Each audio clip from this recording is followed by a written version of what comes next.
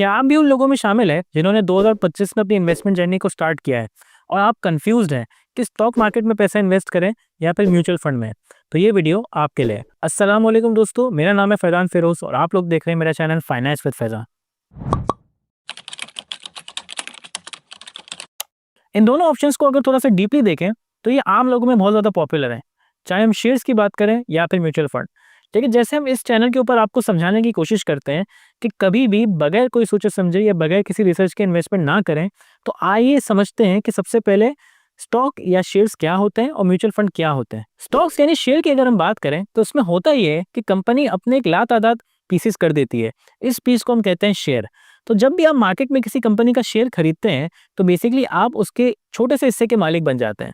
अगर ये company profit करती है तो आपको फायदा होता है और अगर ये कंपनी लॉस करती है तो आपको भी उसका लॉस बर्दाश्त करना पड़ता है। इंडिया और पाकिस्तान की बात करें तो यहाँ पर हिस्टोरिकली स्पीकिंग बहुत ज्यादा आपको ऐसे आइटम्स या शेयर्स नजर आएंगे जिन्होंने ना सिर्फ अपने शेयर होल्डर को कैपिटल गेन दिया है बल्कि उनको अच्छा खासा डिविडेंड भी दिया है। अब अगर बात करें पाकिस्तान के हपको या फिर मारी जैसे शेयर की या फिर इंडिया के रिलायंस जैसे शेयर की, इन्होंने अपने शेयर होल्डर्स को बहुत ज्यादा फायदा दिया है क्योंकि इन कंपनीज का जो आउटलुक है हमेशा से पॉजिटिव रहा है और उन्होंने अपने अपनी अपनी फील्ड के अंदर काफी ज्यादा तरक्की हासिल की है। तो इस वजह से इनके शेयर की प्राइस भी काफी ज्यादा अपवर्ड ट्रेंड में रहते हैं। अब अगर म्यूचुअल फंड की बात करें तो बेसिकली म्यूचुअल फंड कुछ भी नहीं है, एक बास्केट है। इस बास्केट के अंदर स्टॉक भी मौजूद है, इसके अंदर गोल्ड भी मौजूद है, इसके अंदर डिफरेंट एसेट्स भी मौजूद है, इसके अंदर बॉन्ड भी मौजूद है। जब आप म्यूचुअल फंड के अंदर इन्वेस्ट कर रहे होते हैं तो आप बेसिकली इसी बास्केट का छोटा सा टुकड़ा खरीद रहे होते हैं। म्यूचुअल फंड के ऊपर एक कंप्लीट डिटेल वीडियो मैं बना चुका हूं, अगर आपने वो वीडियो नहीं देखी तो उसका जो लिंक है मैं डिस्क्रिप्शन में डाल देता हूं। अब इंडिया हो या पाकिस्तान, आपके पास एसेट मैनेजमेंट कॉर्पोरेशन यानी एएमसी के बहुत ज्यादा ऑप्शंस मौजूद होते हैं। ये ऑप्शंस या ये एमसीसी बेसिकली आपको म्यूचुअल फंड परचेज करके दे रही होती हैं। पाकिस्तान में इसकी एग्जाम्पल अगर हम देना चाहें तो यूबीआर या फिर अलमीजान हो सकती है। इसके अलावा इंडिया के अंदर आपने निपॉन ग्रोथ फंड का नाम सुना होगा या फिर ऐसे बहुत सारे फंड्स हैं जो कि आपको निफ्टी 50 के अंदर म्यूचुअल फंड परचेज करके दे रहे होते हैं। स्टॉक को समझने के बाद और म्यूचुअल फंड को समझने के बाद आइए देखते हैं आखिर इन दोनों में की डिफरेंसेस क्या क्या हैं। तो सबसे पहले एक बात को समझने की कोशिश करते हैं कि स्टॉक जो होता है वो हाईली वॉलेटाइल आइटम होता है। आप कोई स्टॉक परचेज करते हैं, उसके अगले मोमेंट में वो स्टॉक बहुत ज्यादा अपवर्ड शूट कर सकता है या बहुत ज्यादा डाउनवर्ड शूट कर सकता है। न्वीडिया कॉर्पोरेशन की जो पिछले दिनों हालिया दिनों में परफॉर्मेंस है वो आपके सामने है। कैसे इतनी बड़ी कंपनी ने एक ही दिन में $600 बिलियन की वैल्यूएशन खो दी और इसका स्टॉक काफी ज्यादा जो है वो डाउन चला गया। तो ये यहाँ पर एक सबसे बड़ा एक इम्पॉर्टेंट फैक्टर है जो कि वॉलेटिलिटी का है। इसके अलावा अगर हम म्यूचुअल फंड की बात करें तो ये थोड़ा सा लेस वॉलेटाइल है।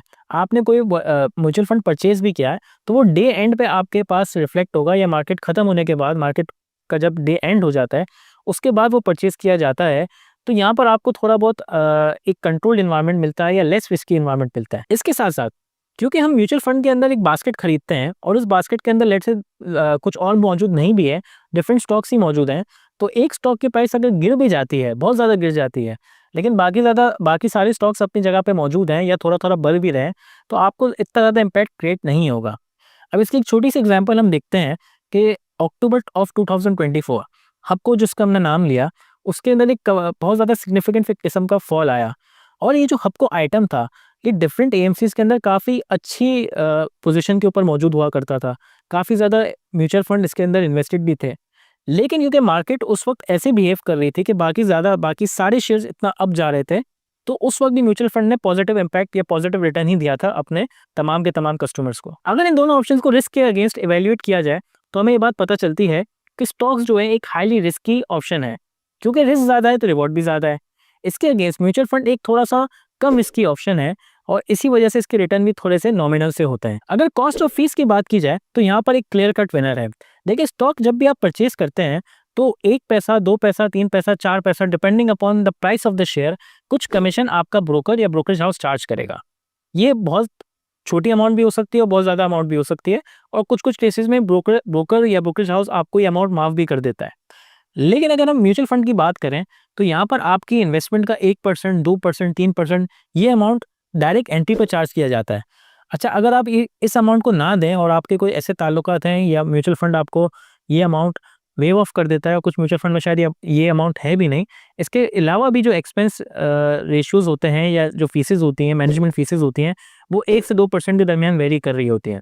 तो यहाँ पर आपके म्यूचुअल फंड की फीसेज थोड़ी सी ज़्यादा होती हैं और स्टॉक एक्सचेंज जो है थोड़ा सा कम एक्सपेंसिव मेजर फील करता है। तो देखिए, स्टॉक एक्सचेंज हो या फिर म्यूचुअल फंड हो, दोनों के अपने कुछ फायदे हैं और अपने कुछ नुकसान आता है। आइए देखते हैं। तो अगर हम स्टॉक की बात करें तो यहाँ पे सबसे बड़ा जो फायदा है वो यहाँ पर अनप्रेसिडेंटेड ग्रोथ का है। देखिए, मार्केट के अंदर कुछ ऐसे शेयर्स भी थे पिछले 10 साल में या 20 साल में या 30 साल की अगर हम बात करें, तो ऐसे बहुत सारे शेयर्स आपको नज़र आएँगे, जिन्होंने 2 गुना नहीं, 3 गुना नहीं, 5 गुना नहीं, बल्कि हंड्रेड्स ऑफ कुछ कुछ केसेस में तो थाउज़ेंड्स ऑफ टाइम्स ग्रो किया है। तो यहाँ पर आपको एक अनप्रेसिडेंटेड ग्रोथ नज़र आती है। इसके साथ-साथ वॉरेन बुफे, जो कि स्टॉक मार्केट के एक तरीके के मेंटर समझे जाते हैं, सबसे बड़े मेंटर समझे जाते हैं। इनके काफ़ी ज़्यादा बुक्स वगैरह भी मौजूद हैं। वो एक बहुत अच्छा कॉन्सेप्ट हमें समझाने की कोशिश करते हैं। उनका ये कहना है कि जब आप कोई स्टॉक परचेज़ करते हैं, तो आप बेसिकली उसके अप एंड डाउन मूवमेंट को थोड़ी देर के लिए भूल जाएँ। आप अपने अंदर एक कॉन्सेप्ट को डेवलप करें कि आप बेसिकली एक बिज़नेस को खरीद रहे हैं। अच्छा, अगर वो एक अच्छा बिज़नेस है, तो थोड़े वक्ती उतार-चढ़ाव तो हर बिज़नेस में आते हैं। साल, 2 साल वो शायद स्टॉक की वैल्यू डाउन भी रहेगी। लेकिन आखिरकार 4 साल, 5 साल, 10 साल के बाद उसने वो ग्रो ही करना है।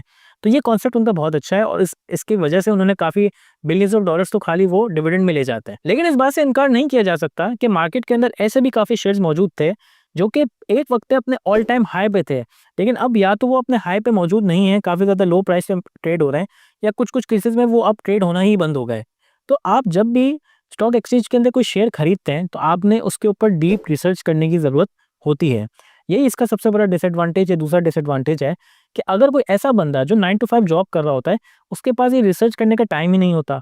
बाज़ औक़ात वो अपने ब्रोकर के कहने पे कोई शेयर परचेज़ कर लेता है और उसको पता ही नहीं होता कि वो शेयर क्यों परचेज़ कर रहा है। उस कंपनी के फंडामेंटल क्या है? वो जिस रेट पे परचेज़ कर रहा है वो टेक्निकली रेट करेक्ट है या नहीं है? मार्केट में उसके जो फंडामेंटल्स हैं वो किस तरीके के सर्कुलेट कर रहे हैं? कुछ भी नहीं पता होता, क्योंकि उसके पास टाइम ही नहीं होता। जब हम म्यूचुअल फंड के एडवांटेजेस की बात करते हैं, तो इसका सबसे बड़ा जो एडवांटेज आपके सामने है, वो ये है कि डाइवर्सिफिकेशन की जो बात की जाती है। म्यूचुअल फंड इतने ज़्यादा डाइवर्स होते हैं और म्यूचुअल फंड्स की टाइप्स भी इतने ज़्यादा डाइवर्स होती हैं कि आप अपना रिस्क हमेशा कम से कम किया कर सकते हैं।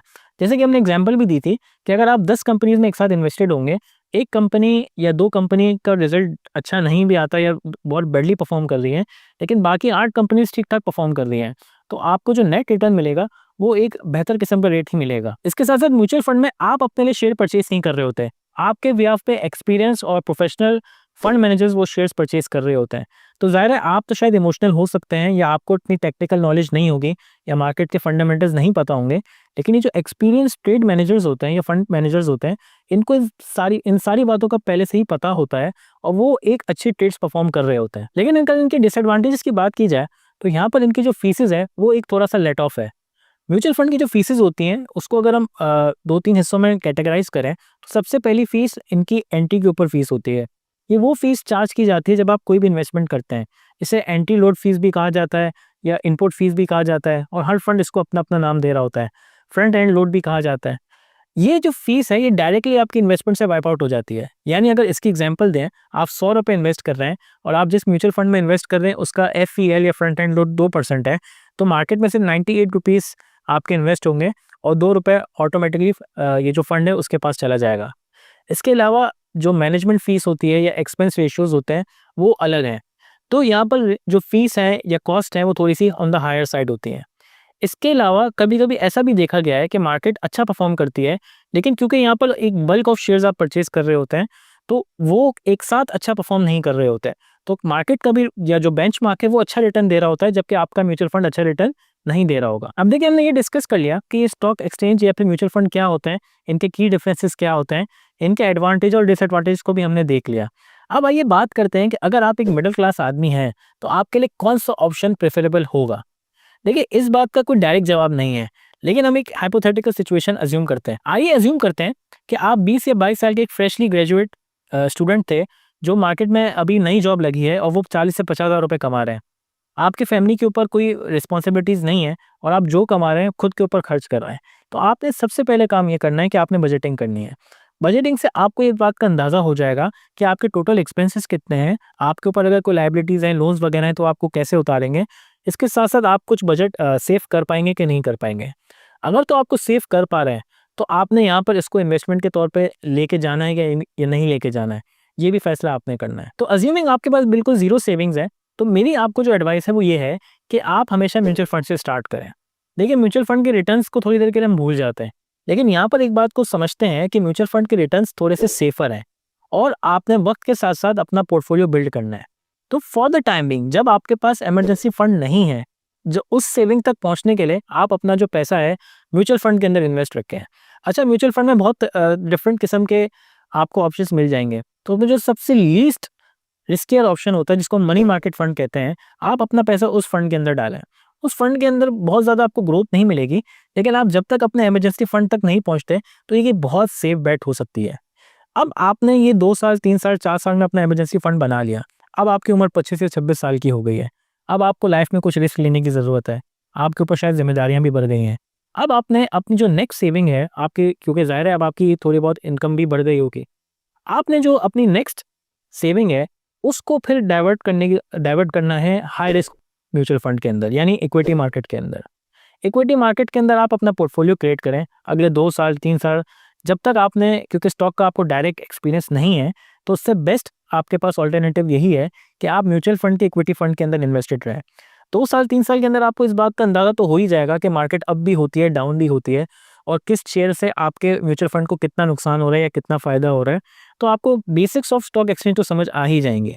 इसके बाद मेरा जो आपसे एक एडवाइस है वो ये है कि जो स्टॉक मार्केट है उसके अंदर आप जो एंट्री करें भी, तो उन शेयर्स के अंदर एंट्री करें जिसके अंदर आपका म्यूचुअल फंड इन्वेस्टेड है।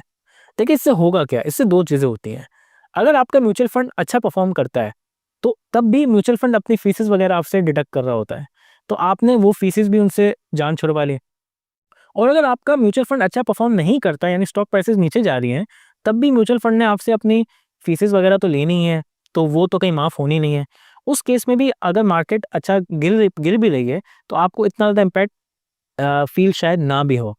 तो आपने जो थर्ड मोड ऑफ इन्वेस्टमेंट करनी है, वो अपने स्टॉक एक्सचेंज के अंदर म्यूचुअल फंड बॉट शेयर्स को करना है। ये थोड़ा-सा टेक्निकल है, लेकिन अगर इसको हम स्टेप वाइज़ समझाएँ, तो इसको मैं एंड में ब्रेक डाउन कर देता हूँ। इसके बाद मार्केट के अंदर आपको ऐसे भी ऑप्शंस मिलेंगे जो ना म्यूचुअल फंड ट्रेड कर रहा है, ना कोई बड़ी-बड़ी कंपनीज़ ट्रेड कर रही हैं, लेकिन वो ऑप्शंस हमेशा आपको एक सम सॉर्ट ऑफ जैकपॉट है और उनको परचेज़ करने से आपकी एक्चुअल ग्रोथ हो सकती है।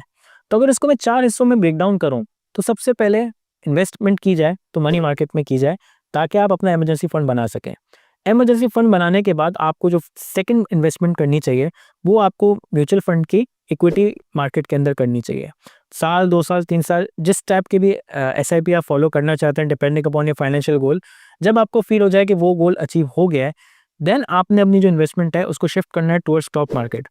थर्ड स्टेप के अंदर भी आप कोई ऐसे ऐरे-गैरे शेयर नहीं खरीदेंगे, आप वही शेयर्स परचेज़ करें जिनको म्यूचुअल फंड परचेज़ कर रहा है। तो आप देखेंगे आप कि कंसिस्टेंटली आप म्यूचुअल फंड के रिटर्न्स को बीट कर रहे होंगे। और चौथे स्टेज में जब आप बहुत ज़्यादा प्रो बन गए हैं, प्रो ट्रेडर बन गए, आपको चार्ट्स पढ़ना आ गए हैं, आपको फंडामेंटल्स ऑफ द मार्केट पता है, आप उन आइटम्स में ट्रेड करें जिनको म्यूचुअल फंड देखता ही नहीं है। और म्यूचुअल फंड इसलिए उन आइटम्स को नहीं देखता है कि उनके अंदर रिस्क फैक्टर बहुत ज़्यादा है। और एक बात को समझ लें, जिसके अंदर रिस्क ज़्यादा है उसका रिवॉर्ड भी बहुत ज़्यादा ही होगा। तो आप इस तरीके से अपनी इन्वेस्टमेंट जर्नी को प्लान करें। देखिए, बहुत ज़्यादा यहाँ पर इश्यूज़ ये हैं कि हम जो चाहते हैं कि हम रातों-रात अमीर हो जाएँ, ऐसा नहीं होता। वेल्थ क्रिएशन या इन्वेस्टमेंट एक जर्नी है। अगर आप कम उम्र से ये स्टेप्स को फ़ॉलो करेंगे, तो 10 साल, 15 साल, 20 साल के बाद आप शायद फाइनेंशियली इंडिपेंडेंट भी हो जाएँ। अब मुझे उम्मीद है कि आपको इतनी नॉलेज के बाद इस बात का आइडिया हो गया होगा कि आपके लिए कौन-सा टूल बेस्ट है। मैं उम्मीद करता हूँ आपको ये वीडियो पसंद आई होगी। अगर आपको ये वीडियो पसंद आई है, तो इस वीडियो को ज़रूर लाइक करें। अगर आपको इस टाइप का कंटेंट पसंद आता है, तो हमारे चैनल को भी सब्सक्राइब करें। अगर आपको ये वीडियो पसंद नहीं आई, तो आप इसे डिसलाइक भी कर सकते हैं। इसके साथ-साथ पर्सनल फाइनेंस से जुड़े हुए किसी भी टॉपिक के ऊपर जो कि आप चाहते हैं कि मैं कवर करूँ, हमें कमेंट सेक्शन में बताएँ, हम उसे ज़रूर कवर करेंगे। जज़ाकल्लाह।